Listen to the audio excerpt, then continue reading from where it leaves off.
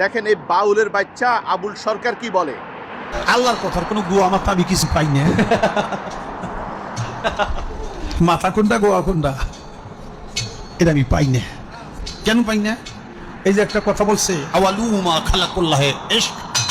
যারা এই আবুল সরকারকে সাপোর্ট করবে সে নাস্তিক, যারা আবুল সরকারের কথা বলবে সেও নাস্তিক, যারা আবুল সরকারের জন্য কান্নাকাটি করে অন্তরে তাদের জায়গা হয়, তাদের অন্তরের মধ্যে সন্দেহ আছে তারা মুসলিম কিনা, তারাও নাস্তিক। আরে বেটা আবুল সরকার, তুই যদি না বুঝিস তাহলে তুই আলেম ওলামার কাছে যা, আলেম ওলামা তোকে ভালো করে বুঝিয়ে দিবে তুই আল্লাহর শানে কেন বেয়াদবি করলি।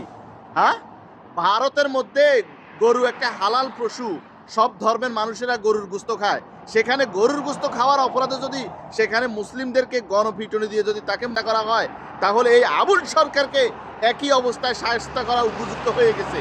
এই আবুল সরকারকে মাথা ফাটিয়ে পুলিশের হাতে সোপর্দ করা হয়েছে, তাকে তো মাথা না ফাটিয়ে তাকে এখানে কোনো দরকার ছিল না। এরা হচ্ছে কুলাঙ্গার, এরা ইসলাম ধর্মটাকে তামাশা বানিয়ে সারিয়ে দিচ্ছে।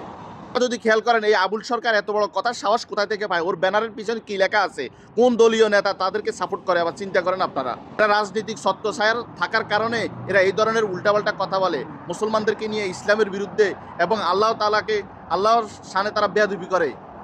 এরা নিঃসন্দেহে কাফের, এরা নিঃসন্দেহে নাস্তিক, এবং এদেরকে যারা সাপোর্ট করে তারাও নাস্তিক, কোনো সন্দেহ নাই।